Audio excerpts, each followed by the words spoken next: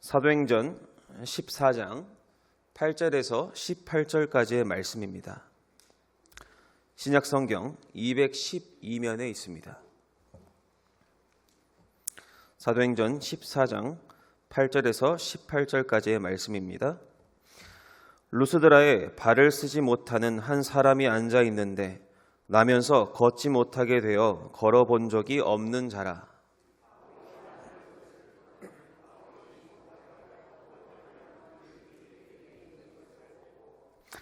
큰 소리로 이르되 내 발로 바로 일어서라 하니 그 사람이 일어나 걷는지라.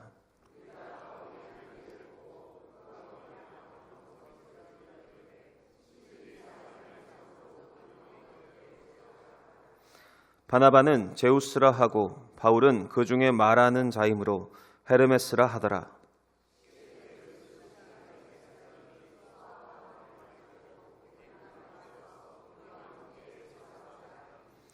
두 사도 바나바와 바울이 듣고 옷을 찢고 무리 가운데 뛰어 들어가서 소리 질러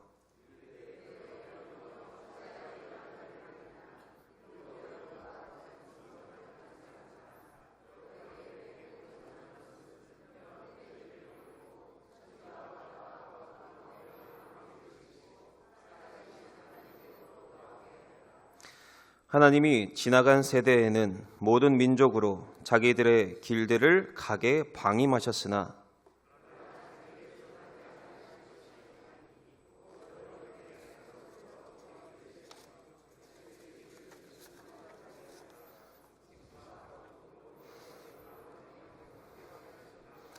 다 함께 이렇게 말하여 겨우 무리를 말려 자기들에게 제사를 못하게 하니라. 아멘. 모두 잘 오셨습니다. 우리 옆에 계신 분에게 잘 오셨다고 각자의 언어로 인사를 하시면 될 것 같습니다.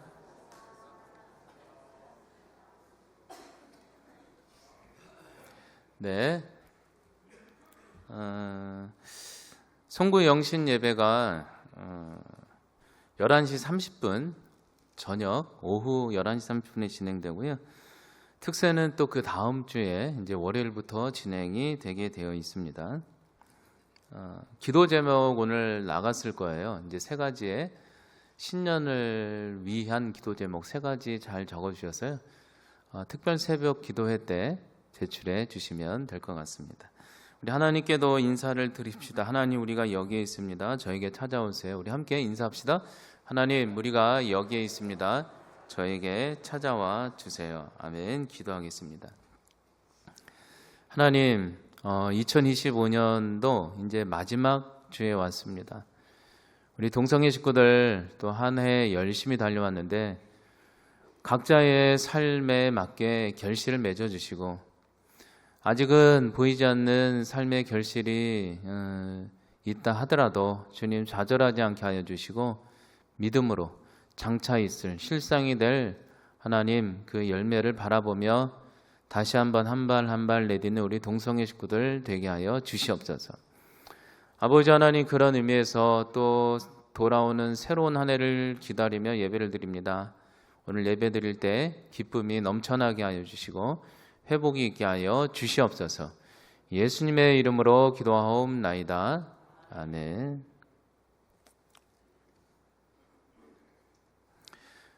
요즘 10대들에게는 최고의 꿈은 K-팝 아이돌, 뜻이 우상이죠. 우상이 되는 것이라고 합니다. 그렇게 설문되어 나오죠. 다 알고 있죠. 즉 타인으로부터 인정받거나 혹은 심지어 영광이라도 받아서라도 숭배의 대상이 되고 싶은 욕망을 나타내는 시대라 볼 수 있습니다. 심지어 몸을 구부리고 비틀어서라도 남에게 폼나는 인생이 되고픈 플렉스의 시대라고도 하죠. 플렉스, 구부리다. 여러분, 이렇듯 오늘날의 한국 사회는 자신의 가치를 특별히 타인으로부터 인정 혹은 추앙을 받아서라도 높은 평가를 받고 싶은 시대 속에 살아가고 있다는 것입니다. 인정 욕구, 주변의 눈치들을 많이 보죠. 과연 그렇다면 이러한 타인의 시선이나 평가로부터 인정받거나 칭송받으려는 삶이 과연 우리 인생의 진정한 평화, 행복을 가져다 줄까요? 진정 이러한 모습이 주님께서 원하시는 제자의 바른 모습일까요? 누구로부터 칭송받고자 하는 모습이 과연 바른 삶이냐, 과연 행복을 가져다 주느냐, 이런 고민을 하는 거죠. 오늘 말씀을 보겠습니다. 오늘 성경에서도 바울과 바나바는 이고니온에서 엄청난 핍박을 받고 쫓겨나게 됩니다. 그래서 어쩔 수 없이 쫓겨나 도착한 곳이 루스드라 지방인데, 그곳 루스드라에서 도착하자마자 바울은 다시 복음을 전하기 시작하는 장면을 그리고 있습니다. 루스드라에서 복음을 전하는데, 그런데 매우 놀라운 장면을 오늘은 소개하고 있어요. 8절에 이렇게 시작하고 있죠. 루스드라에서 발을 트지 못하는 한 사람이 앉아 있는데, 나면서부터 걷지 못하게 되어 걸어본 적이 없는 사람인 것 같다. 바울이 말하는 것을 듣거늘 그가 바울을 주목하기 시작하여 구원받을 만한 믿음이 그에게 들어가는 것을 바울이 보고, 바울이 큰 소리로 이르되 너의 발로 일어나 걸어라, 일어서라 하니 그 사람이 일어나라 걸었더라 라는 내용을 담고 있습니다. 여러분, 저도 설교를 하다 보면 여러분들의 표정으로 저에게 많은 얘기들을 하십니다. 설교를 하다 보면 표정이 얘기를 해요. 잘 보면 어떤 분은 설교를 듣는 표정이 있고, 어떤 분은 설교를 어떤 일이 있었는지 모르지만 견디는 표정이 있고, 또 어떤 분은 그냥 저를 보는데 영혼이 다른 데가 있어요.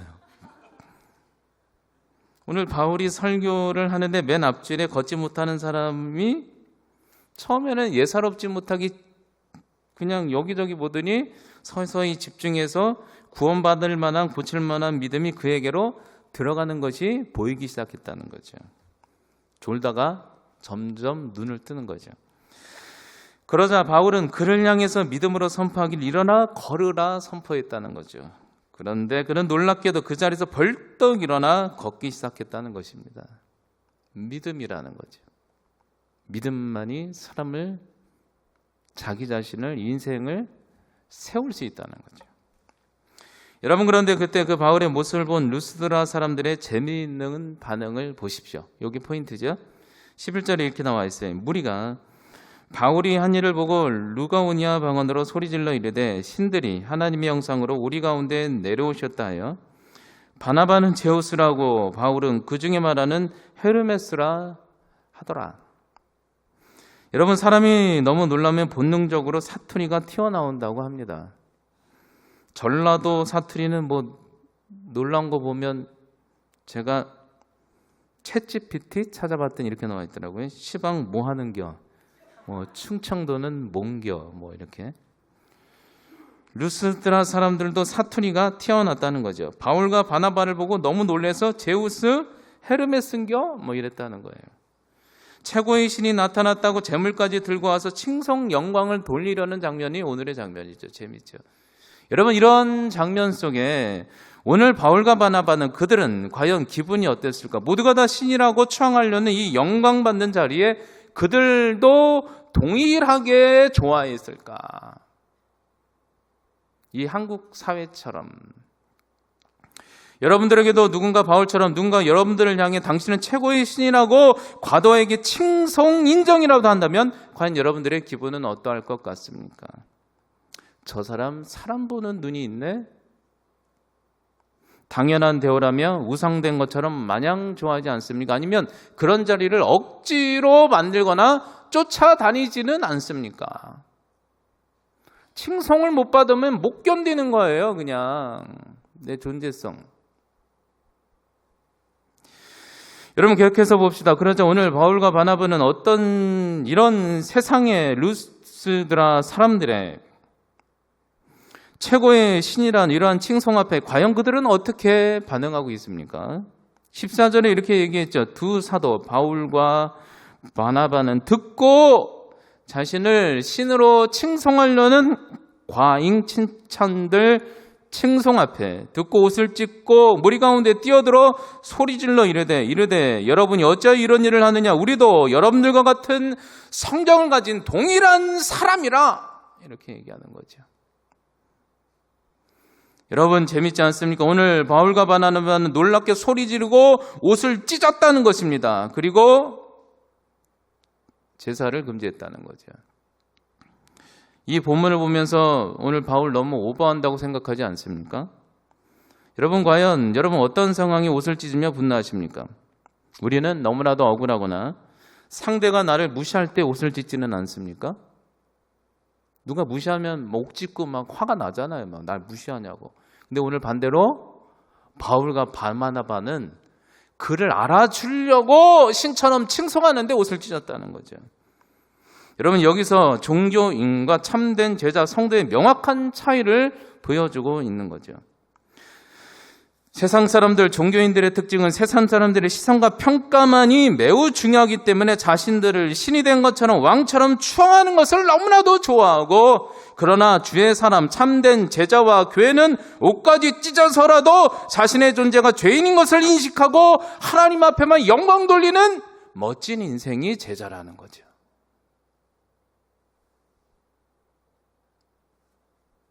그렇죠? 이렇게 나와 있는 거예요. 여러분 생각해 봅시다. 선거철만 되면 각 교회 담임 목사님들이 힘들어하시는 분들이 있다고 합니다. 하도 정치인들 막 소개시키라고. 만약에 우리 교회가 우리가 예배를 드리고 있는데 어떤 유명 정치인이 예배당에 왔다고, 정말 좋으신 분이라고 왔다고 하면서 그분만을 지켜 세우며 성도님 모두에게 박수를 치자고 강요한다면 그게 교회일까요? 세상일까요?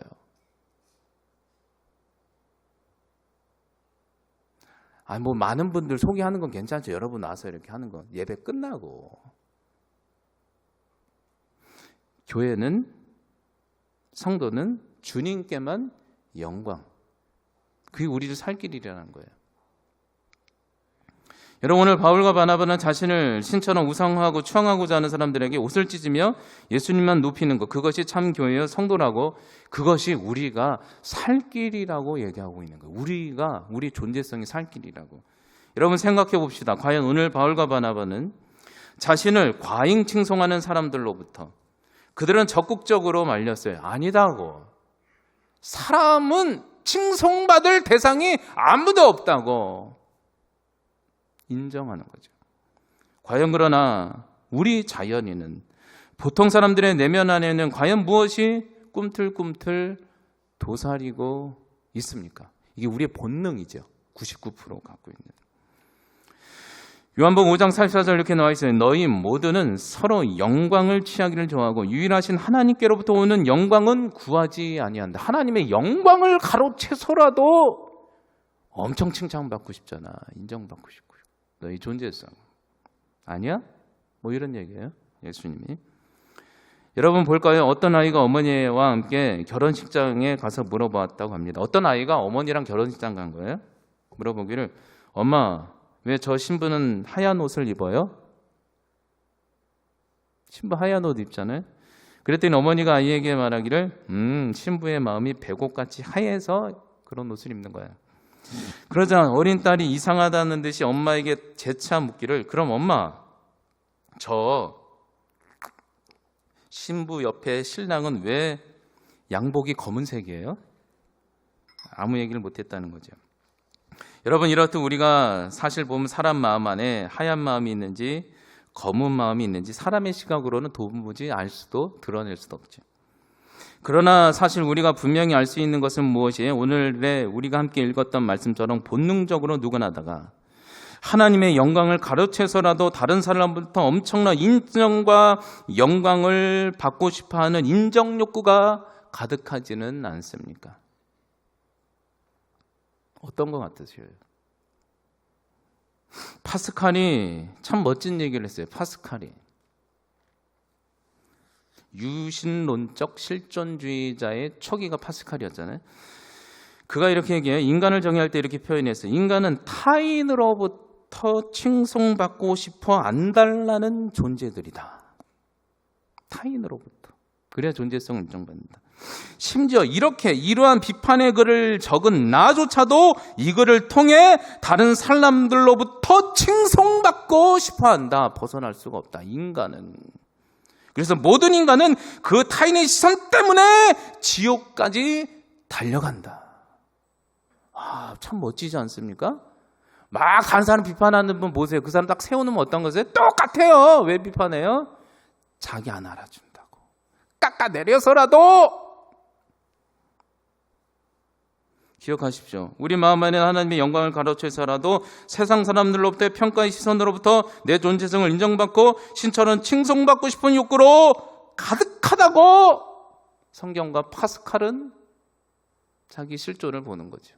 지옥을 달려가서라도. 여러분, 사람들은 그렇죠. 누군가 원대로 칭송을 받으면 쉽게 교만으로 달려가고, 그래서 반면 사람들의 시선으로부터 자신의 기대치보다 외면을 받으면 자신의 인생을 지옥의 감옥으로 가둬버리죠. 난 안 알아준다고.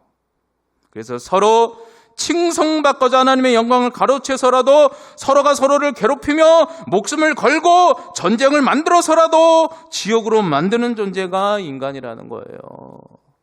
괜히들 전쟁합니까? 알아달라고 하는 거지. 지옥. 왕이 되고 싶고 신이 되고 싶고 인정받고 싶고 불쌍한 존재죠. 내 존재를 내 스스로 이 존재성을 확신을 못해요. 누가 알아줘야지. 여러분, 그렇다면 여기서 중요한 질문입니다. 오늘 바울과 바나바는 자신을 찐처럼 과잉 칭송하는 세상 사람들을 향해 옷을 찢고 소리를 지르며 더 나아가 그들 앞에 무엇이라고 말하고 있나요? 그들을 제지했어요. 이게 살 길이 아니야. 인정받고 살려고 하는 게 너의 존재성을 제대로 인정받는 길이 아니야. 맨날 불안해. 과연? 그리고 무엇이라고 말하고 있어요? 다시 말해 자신이나 타인을 우상이라도 만들어서 하나님의 영광을 가로채서라도 세상의 시선과 평가 속에 살아가고자 목매는 불쌍한 세상의 영혼들을 향해 그들을 안타까워서 그들에게 진정한 기쁨의 자유와 복음이 무엇이라고 얘기하고 있어요? 15절에 이렇게 나와 있죠. 이르되 여러분들이 어찌하여 이런 일을 하십니까? 우리도 여러분들 같이 똑같은 사람입니다. 그러나 우리는 존귀합니다. 여러분에게 복음을 전하는 것은 이런 헛된 일을 버리고 집중하십시오. 천지와 바다와 그 가운데 만물을 지으시고 살아계신 하나님 아버지께로만 그 시선으로만 돌아가는 것이 살 길이에요. 제사를 그만두셔도 돼요. 여러분, 오늘 바울은 세상의 사람들 이들에게 선포한 참된 자유의 복음이 뭐예요?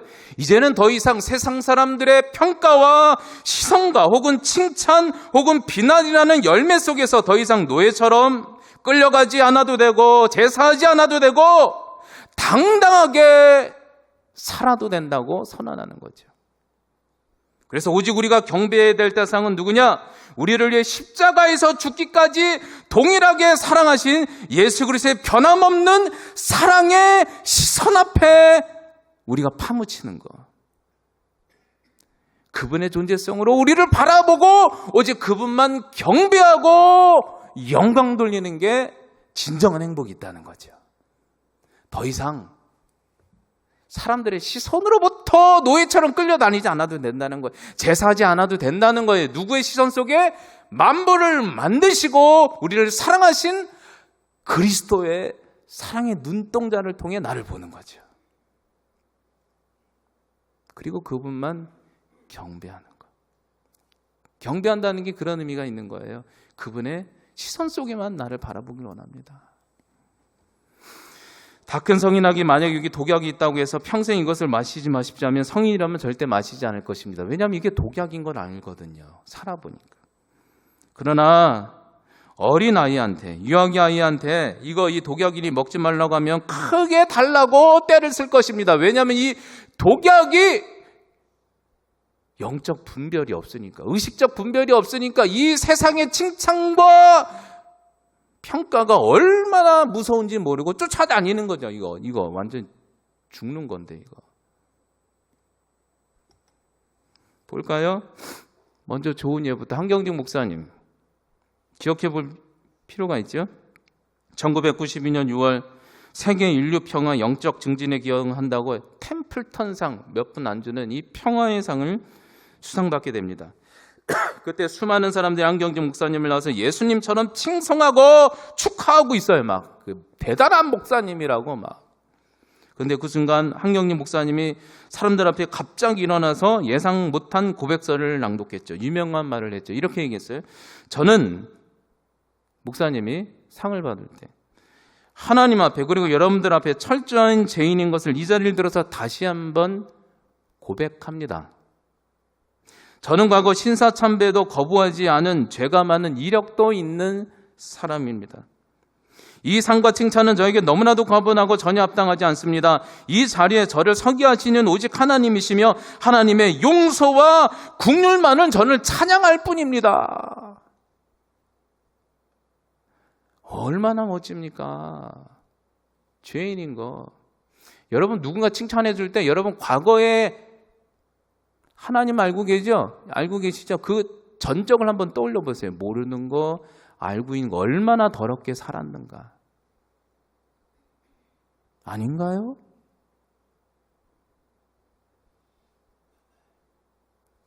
원래 그런 존재인 거예요. 여러분 반면에 요즘 대다수의 사람들은 우리나라 대중들로부터 인정력에 미쳐 있죠. 뭐 이번만 그렇습니까? 이번에도 뭐 박나래 분, 조진웅, 조세호 이분들 뭐 욕하려고 하는 거 아니에요. 유명인들 뭐 정치인들 보세요.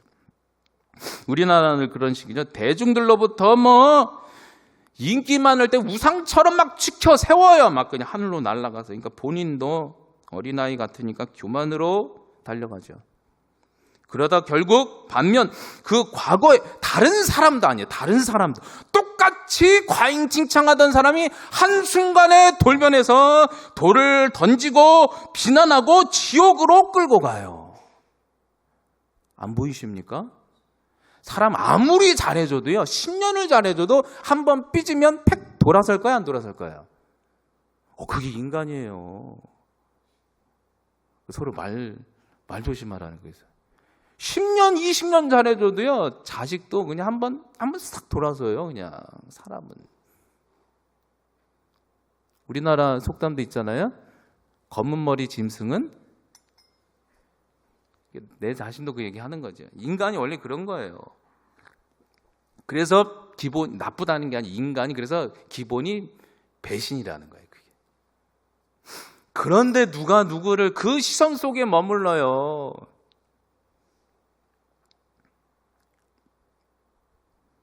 저도 예배 끝나면요.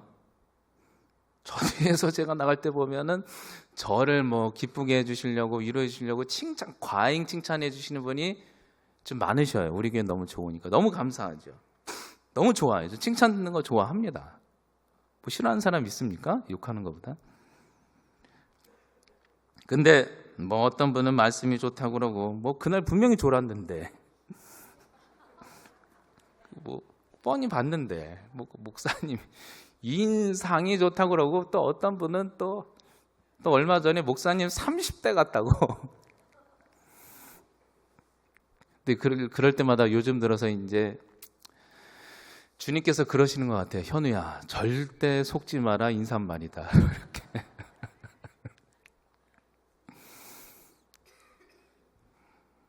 사람들은 사실 다른 얘기에 그렇게 관심이 없죠.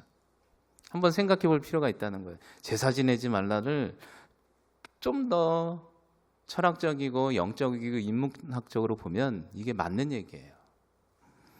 여러분들은 과연 세상이 거짓된 시선 속에 칭송, 비난, 과연 그 안에 불안하게 언제 이럴까 내 인생을 밀어넣으며 불안하게 살아가고 싶으십니까? 아니면 반면 세상의 평가 시선으로부터 벗어나 주님만을 높이며 주님의 선하신 변함없는 사랑의 시선 속에 머물기를 원하십니까? 오늘 바울은 참된 복음이란 세상의 거짓된 시선과 평가 속에 함몰되는 것이 아니라 이제는 그곳에 끌려다니거나 제사하지 않아도 되고 오직 십자가에서 죽기까지 나를 사랑하신 변함없는 그분의 사랑의 시선 속에 나를 함몰시키고 거하는 것이 그분만을 위해서 경배하는 것이 진정한 참된 자유와 평안을 누리는 길이라고 얘기하고 있는 거죠. 여러분들 다른 사람들의 시선들로부터 여러분들을 평가하지 마십시오. 여러분들은 누구 때문에 존귀한 분이에요? 이 자본주의 사회가 그게 굉장히 안 좋아요. 아주 초등학교 때부터 등수를 매기거든. 그게 선기능도 있는데 아주 안 좋은 기능도 있어요. 근데 그게 너무 심하니까. 뭐 공부 잘한다고 뭐 별거 있습니까? 제가 보니까 똑같이 살던데요. 그냥 평가. 내 존재만으로 아름다운 여러분들 되시기 바랍니다. 얘기죠. 여러분 결론적으로 지금 우리가 영적으로 철학까지 고민해봤다면 바울과 바나바는 어떻게 이렇게 사람들의 시선, 심지어 칭송과 비난으로부터 이렇게 담대히 이기며 자유를 얻을 수 있을까요? 그 비결은 오늘 말씀 3절과 고린도서 15장 31절에 이렇게 얘기하고 있죠. 두 사도가 오래 있어 주님의 권능 아래 힘입어 있을 때 담대히 누구에게나 말했더라. 그리고 고린도서 15장 30절 형제들아 내가 그리스도 예수 안에서 가진 바 너희에게 나의 자랑과 의학 교만을 내려두고 단언하노니 나는 날마다 십자가 안에서 그런 것들을 죽였노라. 여러분 그렇습니다. 오늘 바울과 바나바는 세상의 시선과 평가로부터 자랑과 교만, 어쩌면 우울함까지 자유를 선언할 수 있었던 이유는 그들의 철학과 신념의 힘이 아니라 내 힘이 안 되죠. 오직 주의 권능 성령님 안에 날마다 십자가 앞에서 내 자아를 죽여달라고 세상적인 기준들을 죽여달라고 날마다 강구했기 때문에 가능했다는 거죠. 성령님이 그러자 그 칭송과 사람들의 비난으로부터도 이기게 하시고 어디서나 평안을 누리고 진리만을 전하게 했던 사도 바울의 모습을 우리에게 보여주고 있는 거죠. 여러분들도 날마다 성령님 안에서 기도하시기 바랍니다. 우리의 인정력 혹은 반대로 비난, 우울함, 내 자신의 너무 왜소해진 모습이라고 받아들인 거짓된 메시지까지도 십자가 안에서 나를 죽여주시고 위로해 주셔서 참된 자유와 평안을 누리게 해달라고 기도해 가는 여러분들 되시기 바랍니다. 마지막으로 한 가지 예만 소개하겠습니다. 스미스 위글리 목사님의 예죠. 이번에는 의기소침, 시선 때문에 반대 예입니다. 20세기 초 스미스 위글리 목사님은 엄청난 성령 사역을 하셨던 분으로 유명합니다. 이 목사님은 신유 은사는 기본이고 심지어 목사님께 기도를 받아서 죽었다가 살아난 사람이 14명이나 된다고 합니다. 신유 은사에 있어서는 아주 독보적 존재신 거죠. 역사적으로. 그런데 이 스미스 목사님이 이런 대단한 기적의 역사를 이루신 이유는 놀랍게도 그 목사님께서 설교를 못해도 너무나도 못해서 이런 기적을 이루었다고 그분이 고백한 내용이 있습니다. 목사님은 태어날 때부터 성격, 태생이 얼마나 내성적인지 사람들의 시선과 평가에 눌려 못한다고 그럴까봐 사람들이 너무나도 무서워서 심각한 대인 공포증까지 찾아왔을 정도의 인물이었다고 합니다. 그러자 사모님은 남편 목사님이 하도 안쓰러워서 용기를 드리고 그냥 설교 그냥 베끼고 읽어도 된다고 적어주시고 그대로 읽으라고 남편 목사님을 선교 강단에 억지로 세운 적도 있다고 합니다. 하지만 결국 목사님은 그 강단에서조차 사람들의 시선과 평가가 무서워 도저히 설교를 못하겠다고 교인들 앞에 펄썩 주저앉은 적도 있을 정도의 그런 분이셨대요. 그렇게 무서웠나 봐요. 그러다가 이 스미스 목사님은 이대로는 목회를 더 이상 할 수 없겠다 싶으셨는지 어느 날 때부터인가 성령님께 간구하기를 하나님 사람들의 시선과 평가로부터 자유할 수 있게 해달라고 날마다 기도하기 시작했대요. 그런데 어느 날 기도할 때 어느 순간 목사님이 살짝 정신이 사라졌는지 성령님께 완전히 사로잡혀서 자기 정신이 아닌 상태로 예수님만이 능력이라고 기적처럼 광장에서 사람들 앞에 설교를 하셨다는 것입니다. 자기 정신이 아닌 거죠. 하도 기도했더니. 근데 그 설교가 한 번이 되고 두 번이 되자 목사님은 그 자신의 모습을 보면서 이것도 기적이라고 정말 놀라운 기적이라고 외치기 시작했다고 해요. 그리고 그 자신이 이렇게 변화되어 설교하는 것 자체도 기적이라며 그때부터 병든 사람이나 심지어 죽어있는 사람 앞에까지 자신을 이렇게 설교하기 전 하나님께 성도님도 반드시 고쳐주실 것이라고 강력하게 믿고 고린도전서 15장 10절의 말씀처럼 나의 나된 것은 오직 하나님의 은혜라 이 말씀을 붙들고 선포했더니 기적이 일어났다는 거죠. 여러분, 오늘 바울과 바나바는 자신들을 신으로 섬기고자 하는 루스드라 사람들 앞에 옷을 찢고 소리를 지르며 자신은 경배의 대상이 아니라 오직 하나님만을 경배해야 한다고 선언하고 있습니다. 그리고 더 나아가 세상의 평가가 아닌 주님의 선하신 신화 앞에만 머물 때 비로소 참된 자유와 기쁨을 누릴 수 있다고 선언하고 있습니다. 여러분, 이제 우리의 삶의 자리이지 않습니까? 여러분 중에서 혹시 지금 아직까지도 사람들의 시선과 평가 때문에 너무나도 힘들어하시는 분이 있지는 않습니까? 주변에서 조금이라도 인정해주고 알아주면 쉽게 어깨가 올라가고, 혹은 주변에서 조금이라도 비난을 받으면 모두가 그렇게 본다고 착각해서 낙심하고 있는 분이 계십니까? 오늘 성경은 다 괜찮다는 거죠. 오늘 이 시간 주님의 십자가 앞에서 사람들의 시선과 평가로부터, 그리고 자신의 그로 인한 열매, 교만, 자랑, 의, 자기숭배, 열민, 눌림으로부터 성령님께 그 모든 거짓 메시지와 부정적 욕구를 날마다 십자가 아래 죽여달라고 간구하는 우리가 되었으면 좋겠습니다. 그렇게 우리가 주님의 힘과 성령님의 도움을 구할 때 비로소 주님은 여러분들에게 능력, 힘을 주셔서 사람들의 시선과 평가로부터 완전히 해방되게 하시고 주님의 사랑의 시선 안에만 머물기 위해서 진정한 자유와 평안을 누리게 하여 주시리라 믿습니다. 기도하겠습니다. 하나님, 우리가 서로와 서로를 높여주고 존중해주는 것이 맞습니다. 그러나 그것이 인격적인 범위 내에서지, 주여, 그것이 사람의 그 존재성을 평가하는 데까지 끼어들지 못하도록 성령 하나님 막아 주시옵소서. 하나님, 내 존재를 사람들의 칭찬이나 혹은 비난으로 나를 평가합니까? 이 잘못된 사탄의 세상적인 메시지를 성령 하나님으로 날마다 끊게 하여 주셔서 그런 것으로 섬기며 제사하며 끌려다니는 인생이 아니라 오직 내 존재만으로 사랑하시는 그리스도의 눈동자 안에 파묻혀서 참된 평화와 자유를 누리며 또 기대하는 한 해를 멋지게 살아가는 우리 동성애 식구들이 되게 하여 주시옵소서. 그래야 사람의 시선과 평가 속에서 사는 것이 아니라 하나님 안에서 열심히 도전하며 사는 인생들이 되게 하여 주시옵소서. 예수님의 이름으로 기도하옵나이다. 아멘.